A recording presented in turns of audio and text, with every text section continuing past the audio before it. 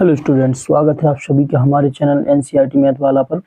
तो बच्चों, आज के इस वीडियो में हम देखेंगे कक्षा 10वीं का अध्याय 13 यानी सांख्यिकी। ठीक है, इसमें बहुत ही महत्वपूर्ण प्रश्न दिए और ये संपूर्ण हल होगा आपकी अर्धवार्षिक परीक्षा और वार्षिक परीक्षा के लिए। तो डियर स्टूडेंट, मैंने कुछ इसमें से क्वेश्चन सिलेक्ट करे हैं। अगर आप वो क्वेश्चन कर लेते हैं तो मैं 100% गारंटी दे दूंगा आपको कि आपके बोर्ड परीक्षा में सारे क्वेश्चन इस अध्याय के बन जाएंगे। चलिए तो स्टार्ट करते हैं। देखिए, सांख्यिकी में हम मुख्यतः 3 चीज़ों को पढ़ेंगे, यानी कि जिसमें हम पढ़ेंगे क्या अपन पढ़ेंगे इसमें माध्य, माध्यक और बहुलक। ठीक है स्टूडेंट, इस पूरे अध्याय में 3 ही चीज को हमने पढ़ना है। तो माध्य क्या होता है? नॉर्मली पदों का योग बटे पदों की संख्या। ठीक है, अब एक बात और याद रखिए, एक प्रश्न बनता है कि निम्न में से कौन सी केंद्रीय प्रवृत्ति की माप है। तो इन तीनों चीजों को, माध्य, माध्यक और बहुलक को केंद्रीय प्रवृत्ति की माप माना गया है। अगर आप इसके अलावा कोई और चीज आती है जैसे कि बारंबारता या कुछ और दे देते हैं तो वो केंद्रीय प्रवृत्ति की माप नहीं है। ठीक है स्टूडेंट, इनका संबंध होता है, ये आप याद रखिए, पेपर में पूछा जाता है। 3 गुणित माध्यक बराबर 2 गुणित माध्य धन बहुलक। आप इसको एक ट्रिक से याद रख सकते हैं। कैसे याद रख सकते हैं स्टूडेंट? कि देखिए, माध्यक में कितने वर्ड हैं? 1 2 3, तो माध्यक में 3 का गुणा होगा। माध्य में कितने हैं? 1 और 1 2, तो 3 गुणित माध्यक बराबर 2 गुणित माध्य प्लस बहुलक। ये इनका संबंध है, ये आगे पीछे करके रख सकते हैं, तो आप इसका याद रखिए। चलिए स्टूडेंट, अपन को आज की इस वीडियो में हम पढ़ेंगे तीनों चीजों को। सबसे पहले है माध्य, तो नॉर्मल ये रहा। अब माध्य निकालने के स्टूडेंट 3 विधियां हैं। ठीक है, एक तो है डायरेक्ट प्रत्यक्ष विधि यानी कि डायरेक्ट मेथड। ठीक है, डायरेक्ट मेथड में क्या होता है? बिल्कुल सिंपल होती है, एक्स बार सिग्मा एफ एक्स बटे सिग्मा एफ, ये इसका सूत्र होता है। और जहाँ सिग्मा क्या होता है स्टूडेंट? योग को दर्शाता है, समीशन। ठीक है, ये बहुत ही सरल है। पेपर में आपसे अगर पूछा जाता है कि माध्य निकालिए और किस विधि से निकालिए, अगर उन्होंने कल्पित बोल दिया तो आपको कल्पित से करना पड़ेगा, पग विचलन बोल दिया तो पग विचलन से करना पड़ेगा। ठीक है, और अगर कुछ नहीं बोला तो आप डायरेक्ट प्रत्यक्ष मेथड से कर सकते हैं, बिल्कुल इजी है। ठीक है, चलिए, कल्पित माध्य का सूत्र dear A plus sigma F into D upon sigma F. जहां ए कल्पित माध्य है, कल्पित माध्य मतलब हमें कल्पना करके ए मानना पड़ता है, और डी निकाला जाता है विचलन एक्स माइनस ए। पग विचलन में थोड़ा सा और सूत्र बढ़ जाता है, A plus sigma F into U upon sigma F into H. ठीक है डियर, जहां यू होता है X minus A upon H और एच वर्ग अंतराल होता है। चलिए, तो आपसे बोला ना जाए जब तक आप प्रत्यक्ष विधि से ही करेंगे। चलिए, इसका बाद हम पढ़ेंगे बहुलक मॉडल्स। जो इसका सूत्र क्या होता है? अच्छा, बहुलक अगर अवर्गीकृत आंकड़े हैं तो उसमें बोला जाता है अधिकतम बारंबारता वाली संख्या को बहुलक कहते हैं। मतलब जो अधिक बार आई है संख्या वही बहुलक होती है। बहुलक का सूत्र है z बराबर l plus f1 minus f0 upon 2f1 minus f0 minus f2 into H. अब ये सारा डिस्क्रिप्शन दिया है, और लास्ट में हम तीसरी चीज पढ़ेंगे माध्यक यानी मीडियन, जो कि m है। इसका सूत्र होता है l plus n/2 minus cf upon f into H. सारे इन विधियों से जब हम एक एक सवाल करेंगे तो हम उसको थोड़ा सा समझा देंगे। ठीक है, चलिए वीडियो स्टार्ट करते हैं स्टूडेंट। तो आइए, ऐसा प्रेक्षण जिसकी बारंबारता अधिकतम होती है क्या कहलाता है? बहुलक। केंद्रीय प्रवृत्ति का ऐसा मापक जो आंकड़ों में सबसे बीच का मान देता हो उसको बोलते हैं माध्यक यानी मीन। निम्न में से केंद्रीय प्रवृत्ति की माप, देखिए यही मैंने बताया था आपको, जो तीनों दिए थे कौन सी नहीं है। तो माध्य है, माध्य में काय का गुणा किया था अपन ने? 2 का। 2 माध्य है, माध्यिका है, बहुलक है, बारंबारता नहीं है। ठीक है स्टूडेंट, तो आप मिला लीजिए, ऐसा ये भी क्वेश्चन है। और ये देखिए वो संबंध आ गया, माध्य माध्यिका एवं बहुलक के भी संबंध है। तो आपको क्या देखना है? माध्यक में 3 होगा और माध्य में 2 होगा। ठीक है, यही हो जाएगा अपना इसका आंसर। चलिए, आप भर लीजिए। वर्ग अंतराल की ऊपरी सीमा और निचली सीमा का औसत वर्ग चिन्ह कहलाता है। ऐसा प्रेक्षण जिसकी बारंबारता अधिक होती है बहुलक कहलाता है। अब भरते जाइए ये, मैं क्योंकि क्वेश्चन को समझाना है मुझे। देखिए, माध्यक केंद्रीय प्रवृत्ति की ऐसा मापक है जो आंकड़ों में सबसे बीच में होता है। ये सूत्र आ गया वही। चलिए, यहाँ पे एक शब्द वाले उत्तर हैं तो आप देख लीजिए। पहले आप आंकड़ों को आरोही क्रम में लिखेंगे। यही कहा था जो अधिकतम बारंबारता होती है वह बहुलक होती है। तो यहाँ पे देखिए आरोही क्रम में लिखा, 7 सबसे अधिक बार आया, इसलिए बहुलक क्या हो गया? इसका 7 हो गया। चलिए, ये इंपॉर्टेंट है स्टूडेंट, यहाँ से अभी क्वेश्चन इंपॉर्टेंट हो गए। कह रहा है कि 100 विद्यार्थी कक्षा 10 के 30 विद्यार्थियों द्वारा गणित के एक पेपर में 100 में से प्राप्त किए गए अंक नीचे दिए गए हैं। प्राप्तांक विद्यार्थी, अपन को इसमें निकालना था डियर स्टूडेंट माध्य, इन्हें लिखा नहीं था क्योंकि पुस्तक में माध्य निकाला गया है, माध्य निकालना है। तो ठीक है, यहाँ पे हम प्राप्तांक लिखेंगे। विद्यार्थियों की संख्या फ्रीक्वेंसी होती है स्टूडेंट, यानी बारंबारता, एफ क्या होती है ये एफ, और फिर हमें एफ इंटू एस, माध्य के लिए हमें एफ और एक्स का गुणा करना पड़ता है। ठीक है डियर, तो यहाँ पे प्राप्तांक आपका x हो जाएगा। ठीक है, क्यों? क्योंकि यहाँ पे बहुलक वर्ग अंतराल नहीं दिया, नहीं तो अपन मध्यमान निकालते। चलिए, तो यहाँ का इसका गुणा करेंगे सारे का, 10 गुणित 1, ठीक है, 20 गुणित 1, इस तरीके से हमने गुणा कर लिया है। और योग आ गया है अपना, सारा जोड़ने के बाद ये आ रहा है आपका 1779। ठीक है, 1779, और सिग्मा एफ को भी जोड़ा तो 32, इससे काटा तो हमारा माध्य आ गया 59.3। चलिए स्टूडेंट, ये है, ये अच्छा सवाल है। इसमें हमें क्या निकालना, माध्य ज्ञात करने के लिए आप किस विधि का प्रयोग करते हैं?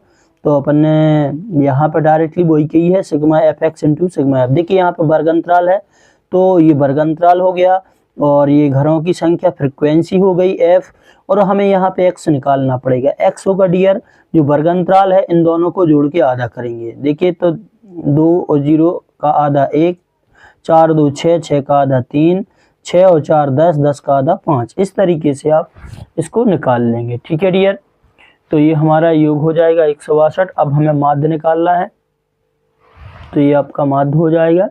ठीक है, चलिए, ये ए भी इम्पोर्टेंट है, बहुलक निकाला गया है। ठीक है, बहुलक क्या करना है, हमें आंकड़ों का बहुलक ज्ञात करिए, तो ये हम टेबल बना देंगे बहुलक। अब देखिए हमें क्या देखना है यहाँ पे कि सबसे अधिक संख्या कौन बार आई है, तो देखिए 8 दिख रहा है, तो यही हमारा बहुलक वर्ग हो जाएगा बच्चों। तो यहाँ पे बहुलक वर्ग 3 और 5 है, क्योंकि अधिकतम बारंबारता 8 है, जो कि बहुलक वर्ग 3 और 5 में है। ठीक है, तो अब यहाँ से हमें मान निकालना है। तो देखिए स्टूडेंट, जो बहुलक वर्ग का वर्गांतराल होता है, इसकी निम्न सीमा हमारी L1 हो जाएगी 3, और L2 हो जाएगी 5। ठीक है, L2 की जरूरत नहीं है। फिर F1 हो जाएगा हमारा, ये जो बहुलक वर्ग आया है आवृत्ति 8, और F0 हो जाएगा उससे पहले वाला, और F2 हो जाएगा उसके बाद वाला। ठीक है डियर, तो इस सूत्र में रख देंगे, बहुलक का सूत्र होता है। अच्छा, H का जो मान है वो बहुलक वर्ग का अंतराल है। देखिए 3 में से 1 घटाया 2, 5 में से 3 घटाया 2, तो ये अंतर हो जाएगा। ये सूत्र है Z बराबर L1 plus F1 minus F0 upon 2 F1 minus F0 minus F2 into H। तो इसमें हम सारे मानों को रख देंगे। F1 है 8, F0 है अपना 7, 2 गुणित 8 ऋण 7, ये मान रख के अपन इसको हल करेंगे। ठीक है डियर, तो 3 धन ऊपर 8 में से गया 8 में से 7 गया 1, और 8 दूनी 16, 16 में से 7 तो 9 घट जाएंगे डियर, तो बचेंगे 7। तो इसको हल करेंगे अपन, तो अपने पास बहुलक आ जाएगा डियर कितना, 23/7। इसको काटेंगे तो 3.285। चलिए स्टूडेंट, अगला क्वेश्चन है, ये बहुत ही महत्वपूर्ण है, ये आता ही आता है। ठीक है, तो आप इसको सही से देख लीजिए, और ये इसमें भी क्या निकालना है डियर, बहुलक ही निकालना है, तो आप इसको देख लीजिए, मोस्ट इम्पोर्टेंट है। यानी हम बात करें कि 2025 में जो परीक्षा आपकी होने वाली है उसमें क्वेश्चन आएगा ही आएगा। चलिए, तो इसको हल कर लीजिए और देख लीजिए। चलिए, अब हम देखते हैं 8वां क्वेश्चन, जिसमें से हमें नीचे दिए गए बंटन का माध्यक दिया गया है। माध्यक मतलब देखिए, माध्यक निकालने के लिए हम वर्ग अंतराल लेंगे, बारंबारता, और एक बनानी पड़ती है संचयी बारंबारता। संचयी बारंबारता क्या होती है स्टूडेंट, जो बारंबारता होती है उसमें हम नीचे वाली संख्या को जोड़ते जाते हैं। तो 5 पहली हो गई 5, दूसरी हो जाएगी 5 धन x। ठीक है, फिर हो जाएगी 5 धन x में 20 जुड़ जाएंगे, तो 25 धन x हो जाएगी। फिर उसमें नीचे वाला 15 जोड़ देंगे, तो 25 और 15 40 हो जाएगी। ठीक है, x धन 40। फिर y जुड़ जाएगा तो x धन y धन 40। फिर 5 जुड़ जाएगा तो x धन y धन 45 हो जाएगा आपका। ठीक है, तो योग आया हमारा x धन y धन 45, और यहाँ पे योग कितना आ रहा, 60 आ रहा है। तो चलिए यहाँ पे अपन देखते हैं कि n कितना आया अपने पास स्टूडेंट, 60, तो आधा निकाल लेंगे 30। अब देखिए यहाँ पे योग हो रहा है x धन y बराबर 45, और यहाँ पे योग हो रहा है 60, तो एक तो समीकरण हमारा यही बन गया, x धन y धन 45 बराबर 60। तो x धन y 45 का हो जाएगा पक्षांतर, x धन y आ जाएगा 15। ठीक है, अब चूंकि माध्यक का मान दिया है हमको 28.5, ठीक है, तो यहाँ पे अपन इसको माध्यक निकाल लेंगे। 28.5 जो कि कहाँ आ रहा था डियर, हमारा बहुलक वर्ग 20 और 30 में आ रहा था। याद रखना आपको 28.5 है, यानी 25 में आएगा, 40 में ज़्यादा हो जाएगा। ठीक है, तो चलिए इसको हम L1 हो जाएगा, ये F 20 हो जाएगा, CF U। याद रखिए यहाँ पे F तो ये होगा, CF संचयी बारंबारता का ऊपर वाला पद होगा। ठीक है, तो इसको हल करेंगे, हमारे पास x का 8 y का 7 आ जाएगा। ठीक है डियर, ये भी इंपॉर्टेंट क्वेश्चन है। 25 परिवार भोजन की दैनिक व्यय दर्शाती है, उपयुक्त विधि का प्रयोग करते हुए माध्य निकालना है। तो ये बिल्कुल ईजी है, आप माध्य निकाल लेंगे। यहाँ पे निम्नलिखित बंटन में मोहल्ले के दैनिक जेब खर्च को दर्शाता है। माध्य 18 है, लुप्त बारंबारता आपको निकालनी है। तो माध्य दिया है, यानी जो माध्य x बार का सूत्र होता है वहां पे अपन को ये रखना है डियर। इस अध्याय का बच्चों एक बहुत ही महत्वपूर्ण सवाल है जो आपको आएगा। नीचे दिया हुआ बंटन कई कक्षा 30 के विद्यार्थियों को भार दर्शा रहा है, विद्यार्थियों को माध्यक भार ज्ञात करिए। तो इसका हल मैंने किया है, आप देख लीजिए, समझ लीजिए। तो देखिए यहाँ पे अपन लिखेंगे भार केजी में विद्यार्थियों की संख्या, और चूंकि माध्यक निकालना है हमें माध्यक, तो इसके लिए हमें संचयी बारंबारता चाहिए पड़ेगी। ठीक है डियर, तो देखिए इसको जब हल किया गया तो यहाँ पे भार आ जाएगा, ये विद्यार्थियों की संख्या, और CF ही हो जाएगा।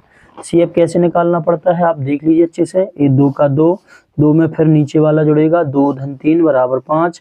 अब 5 में नीचे वाला जुड़ेगा, 5 धन 8 बराबर 13, 13 धन 6 बराबर 19, 19 धन 6 25। इस तरीके से आप जोड़ते जाएंगे। ठीक है, तो आया अपना 30।